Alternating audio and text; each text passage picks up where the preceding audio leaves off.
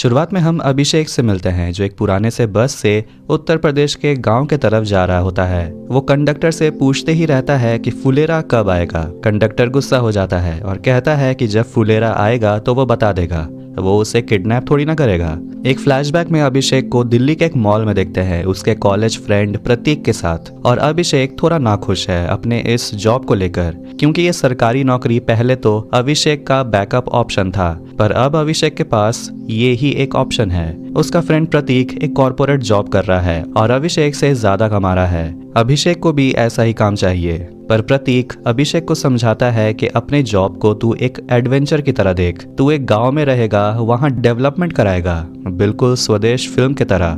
Present में अभिषेक फुलेरा पहुंचता है और अपने बाइक से ऑफिस के लिए निकलता है। ऑफिस पे दो लोग अभिषेक का वेट कर रहे होते हैं। ये है विकास जो अभिषेक का असिस्टेंट है और ये है डेप्यूटी प्रहलाद। और दोनों बताते हैं कि चाबी प्रधान जी के पास है और वो आते ही होंगे। अभिषेक थोड़ा कंफ्यूज हो जाता है, आते ही होंगे का क्या मतलब? प्रधान जी तो महिला है ना, मंजू देवी। विकास बताता है कि वुमेन रिजर्वेशन में मंजू प्रधान के लिए खड़ी हुई थी, पर असली में प्रधान उसके पति ब्रिजभूषण ही है। तब आखिरकार वहां प्रधान जी पहुंचते हैं और अपना हाथ धोते हैं। वो खेत से आ रहे हैं और उनके साथ एक लोटा भी है। फिर जब प्रधान चाबी ढूंढते हैं तो चाबी उन्हें मिलता ही नहीं। चारों मैदान, खेत और पूरा गांव छान मारते हैं, पर चाबी उन्हें कहीं भी नहीं मिलता। और रास्ते में प्रधान ब्रिज अभिषेक को बताता है कि ये सारा जमीन उसका है। पूरा दिन निकल गया पर चाबी कहीं नहीं मिलता है और अभिषेक तंग आकर कहता है ताले को तोड़ देने, पर ब्रिज कहता है ताला नहीं टूटेगा क्योंकि ये ताला असली में उसकी बीवी मंजू देवी का है। ब्रिज ताला बनाने वाले को बुलाने को कहता है और विकास को कहता है कि अभिषेक का बाइक लो और ताला बनाने वाले को लेकर आओ। अभिषेक ये सबसे खुश नहीं है, पर वो कर भी क्या सकता है। अब ब्रिज को उसकी पत्नी मंजू का कॉल आता है जो बहुत गुस्सा है कि चाबी हरा कहाँ गया। और ब्रिज जब घर पहुंचता है तो झगड़ा जारी रहता है। ब्रिज अपनी पत्नी से कहता है कि वो एक रात के लिए अपने पंचायत सचिव को अपने घर में ही रहने देते हैं, पर मंजू मना करती है क्योंकि घर में एक जवान बेटी है। अभिषेक एक दुकान में जाता है और बिस्किट खरीदता है और दुकानदारों से पूछता है आप कौन हो। अभिषेक बताता है कि वो पंचायत का नया सेक्रेटरी है और ये सुनकर एक गरीब आदमी अभिषेक से मदद मांगता है और कहता है कि उसे मजदूरी का पैसा नहीं मिला है। अभिषेक को ये सुनकर बुरा लगता है, पर उसे कहता है कि जब ऑफिस खुल जाए तो आ जाना। विकास वापस आता है पर ताला बनाने वाला है ही नहीं और बाइक का इंडिकेटर भी टूटा हुआ है। विकास पूरा कहानी अभिषेक को सुनाता है, जिसे सुनकर अभिषेक और गुस्सा हो जाता है। अभिषेक गुस्से में कहता है अब लॉक को तोड़ना ही पड़ेगा, पर मंजू नहीं मानती। ब्रिज मंजू को समझाता है, अभिषेक को खाने पे बुलाते हैं और एक रात के लिए यहीं रहने देते हैं, पर मंजू परेशान होकर कहती है कि ठीक है ताले को तोड़ दीजिए। रात में अभिषेक ब्रिज के घर खाना खाने आता है और उन्हें कॉल आता है कि ताला टूट गया है। असली में दरवाजा ही टूट गया। पता चला कि ताला दरवाजे से ज्यादा मजबूत था। फिर अभिषेक फाइनली अपने ऑफिस में एंटर करता है और अभिषेक अपने सिचुएशन से बिल्कुल भी खुश नहीं है। वो अपने दोस्त को कॉल करता है और दुखी होकर कहता है कि वो वापस आना चाहता है, पर उसका दोस्त उसे समझाता है कि तू पागल मत बन, IIM में वर्क एक्सपीरियंस का जरूरत होता है, इसीलिए तू ये जॉब कर और काम खत्म होने के बाद 4 घंटे कैट के लिए प्रिपरेशन कर। अगली सुबह विकास ऑफिस पहुंचता है और अभिषेक को जगाता है और कहता है दोपहर हो गया और आप अभी तक सो ही रहे हैं। अभिषेक टाइम देखता है कि अभी तक सिर्फ 9 ही बज रहा है। अब गांव है, लोग जल्दी उठ ही जाते हैं। पंचायत मीटिंग में सभी डिस्कस करते हैं कि 13 सोलर पैनल लाइट्स गांव में कहां लगाया जाएगा, पर पता चलता है कि पंचायत पहले से ही डिसाइड कर चुकी है कि 12 लाइट्स कहां लगने वाली है। सब लाइट्स को अपने अपने घर के सामने लगाने वाले हैं। अभिषेक चाहता है कि 13वां लाइट पंचायत ऑफिस के सामने लगे ताकि अंधेरा होने पर वो इस लाइट में पड़ सके। इससे पहले कि अभिषेक कुछ बोलता, एक आदमी बताता है कि 13वां लाइट को भूताहा पेड़ के सामने लगाना चाहिए और सब इस बात से सहमत है। फिर रात में अभिषेक पढ़ाई करने के लिए बैठता है, पर इमरजेंसी लाइट का भी चार्ज खत्म हो जाता है और थोड़ी ही देर में कैंडल्स भी। अब अगली सुबह अभिषेक विकास को अपना यह प्रॉब्लम बताता है, पर विकास कहता है कि अब शायद कुछ नहीं हो सकता और ब्रिजभूषण भूताहा पेड़ को अपने इलेक्शन के लिए यूज करना चाहता है, तो प्रधान जी अब शायद नहीं मानेंगे। तो अब सिर्फ एक ही ऑप्शन है, अगर अभिषेक खुद उस भूत को भगा दे तो तब शायद उस पेड़ के पास लाइट लगाने की जरूरत नहीं होगी। अभिषेक उस पेड़ के पास पहुंचता है, पर वहां उसे कुछ भी नहीं मिलता। सिर्फ एक बड़ा सा बरगद का पेड़ है, वो भी एक अंधेरे से जगह में। अभिषेक इस मिस्ट्री को इन्वेस्टिगेट करता है और एक टीचर के पास जाता है और पता चलता है कि वो नशे में था जब उसने देखा कि पेड़ उसके तरफ बढ़ रहा है। मतलब ये भूत की कहानी सब बकवास है। वो टीचर पंचायत के सामने बैठा होता है और सबको सच्चाई बताता है और मंजू ये सच जानकर गुस्से में उसे धो डालती है, क्योंकि इस भूत के चक्कर में ब्रिज ने उसे उसी जगह हड़बड़ी में गाड़ी से 2 बार गिरा चुका है। अभिषेक प्रधान को कहता है कि प्रधान को उस पेड़ के नीचे 3 रात सोना होगा, ये साबित करने के लिए कि वहाँ कोई भूत नहीं है। इससे प्रधान को अगले इलेक्शन में फायदा भी होगा और लोग को ये लगेगा कि प्रधान ने भूत को भगा दिया। ये आइडिया सबको पसंद आता है और अभिषेक जो चाहता है वो उसे मिल जाता है। पंचायत ऑफिस के सामने एक सोलर लाइट जिसमें वो बैठकर आराम से पढ़ सकता है और रात में ब्रिज और प्रहलाद उसी बरगद के पेड़ के नीचे होते हैं और वहाँ कोई भूत नहीं है। अभिषेक को अब फुलेरा गांव थोड़ा बहुत ठीक लगने लगा है। वो अपने लिए एक चेयर खरीदता है, चक्के वाली कुर्सी, ताकि वह पंचायत ऑफिस में आराम से बैठकर काम कर पाए। गांव का एक आदमी परमेश्वर अपनी बेटी का शादी कराने वाला है और ब्रिज से वो मिलता है और अपना प्रॉब्लम बताता है कि दूल्हे का एक रिक्वेस्ट है कि वो रात में एक अलग रूम में रहना चाहता है, बाकी बारातियों के साथ स्कूल में रहना नहीं चाहता। प्रधान अभिषेक को कॉल करता है और पूछता है कि क्या वो दूल्हे को अपने ऑफिस में एक दिन के लिए रहने देगा, पर अभिषेक ना कहता है क्योंकि उसे पढ़ाई में प्रॉब्लम होगी। ब्रिज अभिषेक की बातों को समझता है, पर परमेश्वर ब्रिज को कहता है कि एक सचिव प्रधान की बात को टाल रहा है। ये सब हो रहा है उस चक्के वाली कुर्सी के वजह से। जिसके बाद अभिषेक के ऑफिस को साफ करवाया जाता है, जो अभिषेक को अच्छा नहीं लगता और उसके ऊपर से उसे परमेश्वर का काम करना पड़ता है। और विकास उसे समझाता है कि गांव में जब शादी होता है तो सब मिलकर जश्न मनाते हैं। तो वहीं ब्रिज प्रहलाद से उस कुर्सी के बारे में बात करता है और प्रहलाद ब्रिज को कहता है कि आप भी एक कुर्सी खरीद लो, पर इससे ब्रिज और अभिषेक बराबर के हो जाएंगे। पर ब्रिज को और बड़ा बनना है। अब रात होते ही दूल्हा अपने दोस्तों के साथ पंचायत ऑफिस में आता है और उस दूल्हे के बहुत नखरे हैं और अभिषेक खुद को शांत रखकर उसकी हर बात मानता है। और जब उस दूल्हे को उसका चेयर ठीक नहीं लगता तो वो दूल्हा कहता है कि उसे अभिषेक का चक्के वाला कुर्सी चाहिए, जो अभिषेक उसे लाकर दे देता है। पर वो दूल्हा कुर्सी में से प्लास्टिक फाड़ने लगता है, जिसे देखकर अभिषेक गुस्सा हो जाता है और दूल्हे को गाली दे देता है अंग्रेजी में, जो वो दूल्हा है भी। दूल्हा बहुत गुस्सा हो जाता है और फिर एक मीटिंग होता है जिसमें वो दूल्हा अभिषेक को वही गाली देकर बात खत्म करता है। और जाते जाते वो दूल्हा कहता है कि उसे दहेज में वो चक्के वाला कुर्सी भी चाहिए, नहीं तो वो शादी नहीं करेगा। अभिषेक के पास कोई और ऑप्शन नहीं है। उसके चक्के वाले कुर्सी को कार में लोड किया जाता है और प्रधान भी यही चाहता था कि उस कुर्सी से पीछा छूटे। और वो अभिषेक को कहता है कि आप मेरा कुर्सी ले लीजिए। और प्रहलाद कहता है कि प्रधान जी के पास बहुत पैसे हैं, वो अपने लिए नया कुर्सी ले लेंगे। और अगले दिन प्रधान बिल्कुल वैसा ही कुर्सी यानी कि चक्के वाले कुर्सी अपने लिए खरीदता है। अभिषेक और पूरी पंचायत गांव के अलग अलग जगह पे जाती है जहां स्लोगन्स को पेंट किया जा रहा है, लोगों को जागरूक करने के लिए, ताकि एक परिवार में 2 से ज्यादा बच्चे ना हो। डेप्यूटी प्रहलाद कहता है कि ये स्लोगन लिखने से कुछ बदलने वाला है नहीं, लोग जितना चाहे उतना ही बच्चा पैदा करेंगे।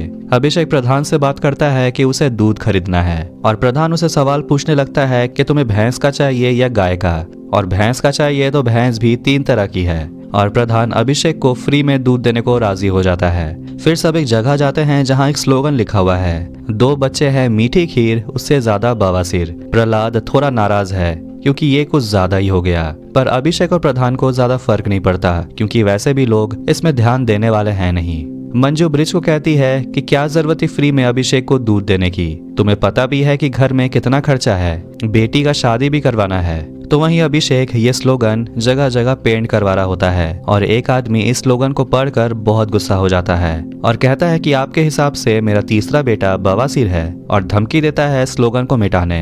और वहाँ कुछ और लोग को बुलाता है जो ये स्लोगन देखकर गुस्सा हो जाते हैं और कहते हैं कि वो अगले इलेक्शन में प्रधान को वोट नहीं देंगे। अभिषेक ये बात प्रधान को बताता है और प्रधान स्लोगन को मिटाने को बोलता है, पर अभिषेक ये नहीं कर सकता क्योंकि ये ऑर्डर सीधा BDO ने दिया है और ये करने पर अभिषेक की नौकरी भी जा सकती है। प्रधान एक लौकी चुराकर अभिषेक को देता है और कहता है जाकर अपने सुपीरियर से बात करो, पर वो सुपीरियर लौकी देखकर भी खुश नहीं होता और कहता है कि इस स्लोगन को चेंज नहीं किया जा सकता और कहता है लोगों को बुरा लगना चाहिए, इसीलिए स्लोगन को ऐसा लिखा गया है। अभिषेक प्रधान के घर में होता है और डिस्कस करते हैं कि अब आगे क्या करना है और ब्रिज मंजू को बताता है कि तुम अब अगला इलेक्शन हार रही हो। मंजू गुस्से में ब्रिज को कहती है कि आखिर मर्द को क्या प्रॉब्लम हो गई इस स्लोगन से, जाकर औरतों से पूछो जो 2 से ज्यादा बच्चे को जन्म देती है, उनको बड़ा करती है, उनकी देखभाल करती है। पूछो कि उनसे कितना सहना पड़ता है। और कहती है ये स्लोगन बिल्कुल सही है। और ब्रिज को कहती है कि आप डरपोक हो जो सही काम करने के लिए खड़े नहीं हो पाते हो। और कहती है कि आप अभिषेक से पैसे नहीं मांग रहे हैं क्योंकि उसे बुरा लग जाएगा। ये स्लोगन भी नहीं लिखवाओगे ताकि गांव वालों को बुरा न लग जाए। इसके बाद प्रधान मीटिंग में कहता है इस स्लोगन को रहने देने और जो होगा देखा जाएगा।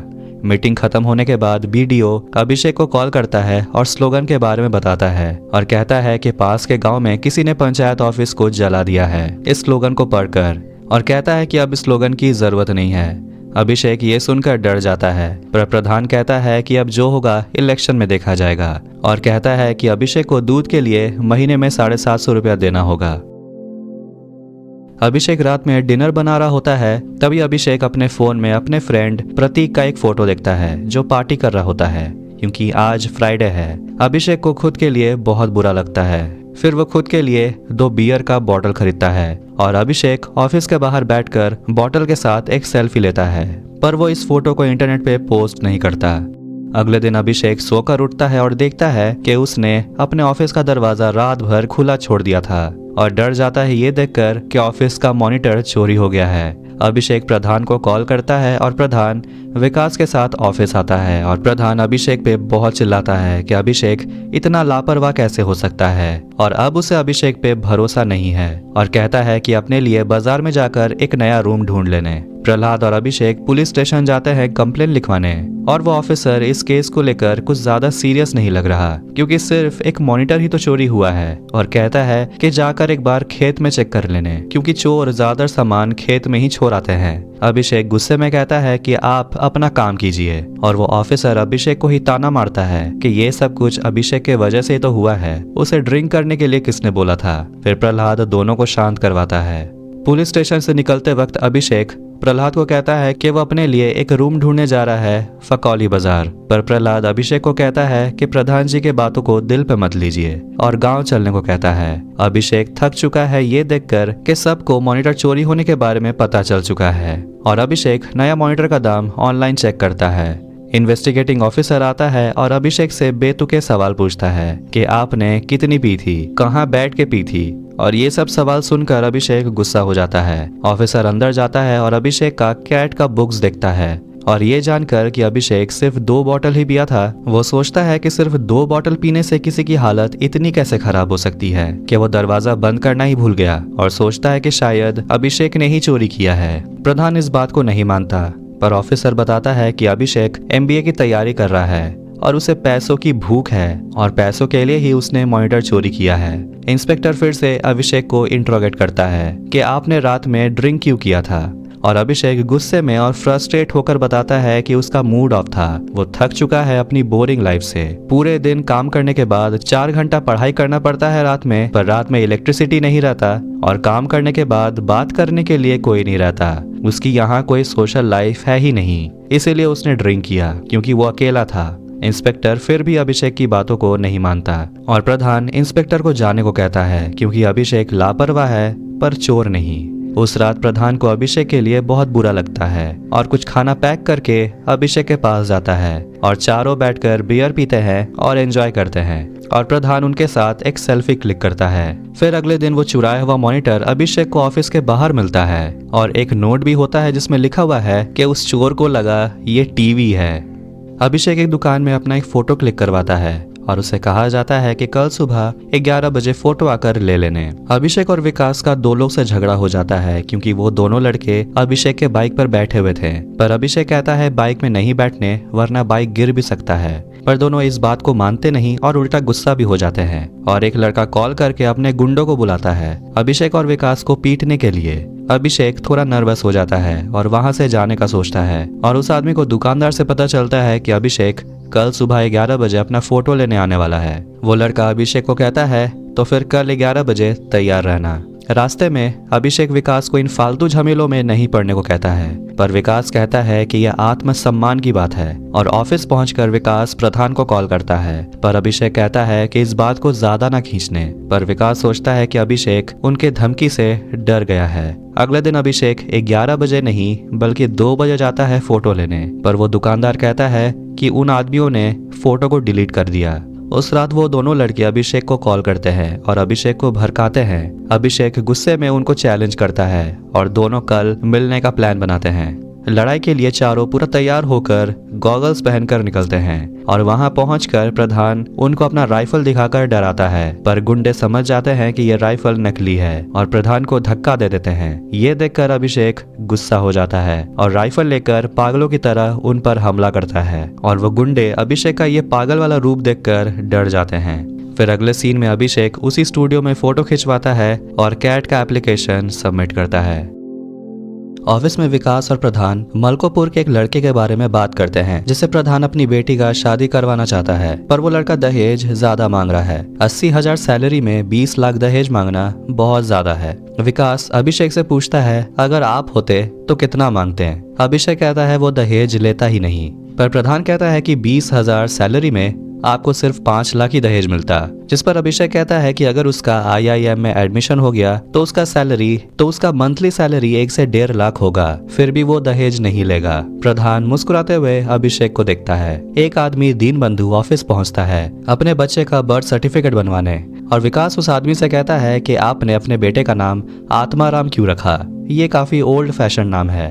अभिषेक को कहता है थोड़ा नया या मॉडर्न नाम बताने, और अभिषेक बताता है आरव, जो अक्षय कुमार के बेटे का नाम है। दीनबंधु को यह नाम बहुत सही लगता है और सर्टिफिकेट में आरव ही लिखवाता है। प्रधान घर में अपनी पत्नी से कहता है अपनी बेटी का शादी अभिषेक से करवा देते हैं, पर मंजू मना करती है क्योंकि अभिषेक का सिर्फ 20,000 सैलरी है। पर प्रधान बहुत कॉन्फिडेंट है कि अभिषेक जब कैट क्लियर कर लेगा तो वो लाखों में कमाएगा, पर मंजू कहती है सिर्फ खटने से कुछ नहीं होता, दिमाग भी तेज होना चाहिए। प्रधान सोचता है कि वो चेक कैसे करे कि अभिषेक का दिमाग तेज है कि नहीं।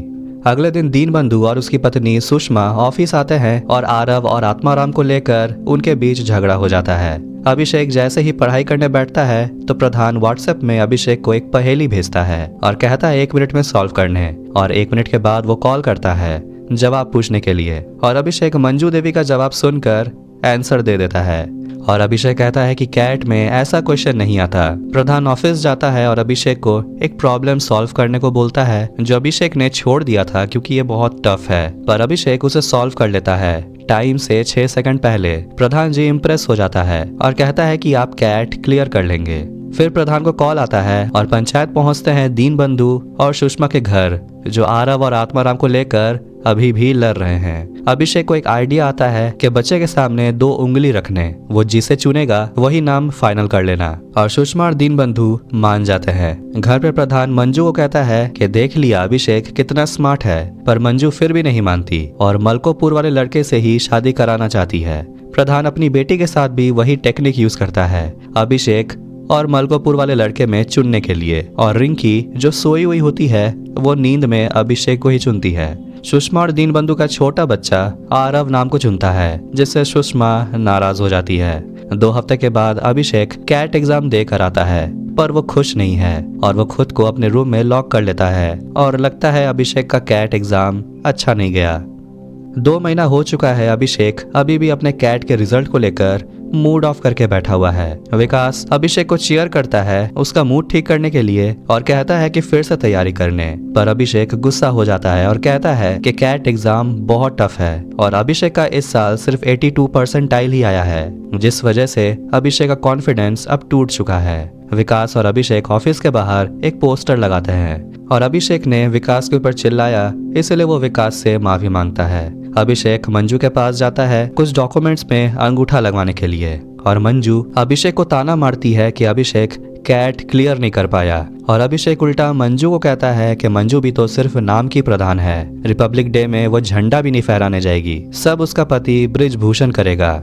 ये बात मंजू को सुई की तरह चुभती है। वैसे झंडा फहराना कोई बड़ी बात नहीं है, नेशनल एंथम गाना थोड़ा मुश्किल होगा जो मंजू को आता ही नहीं, और मंजू के पास सिर्फ 2 दिन ही है।